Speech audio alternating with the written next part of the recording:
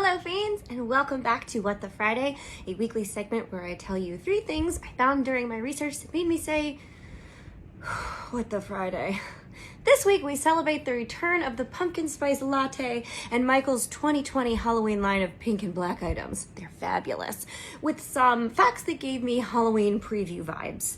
So, 1. Let's start off this What the Friday with a little forensic anthropology lesson. Hooray! The hyoid bone, also known as the tongue bone.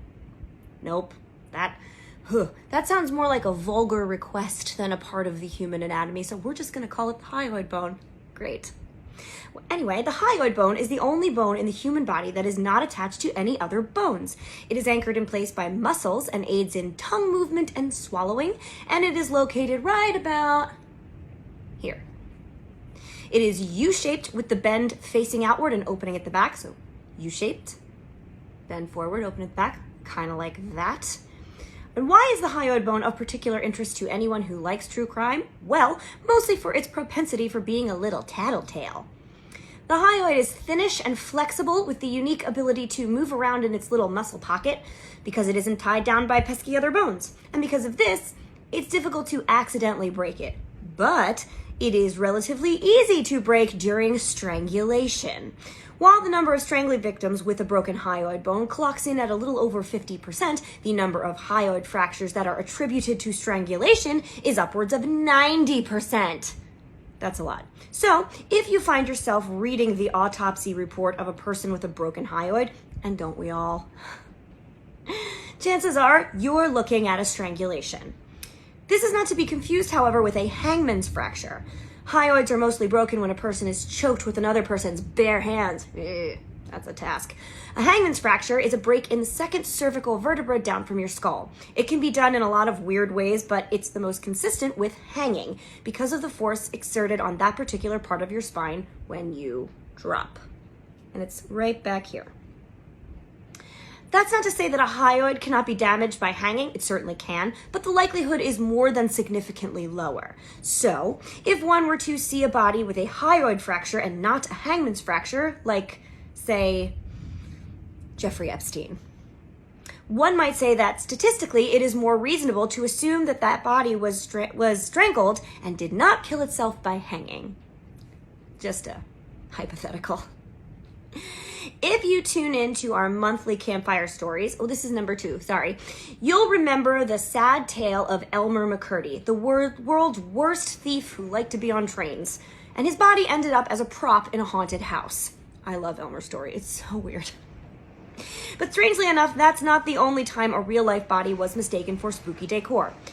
On October 13th, 2015 in Chillicothe, Ohio, local Halloween lovers put up a new and terrifying display.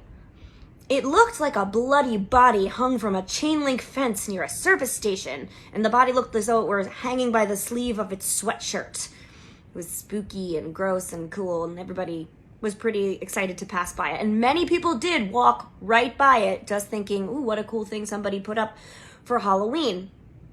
However, it stuck out to a few local construction workers, and they thought it was a little off.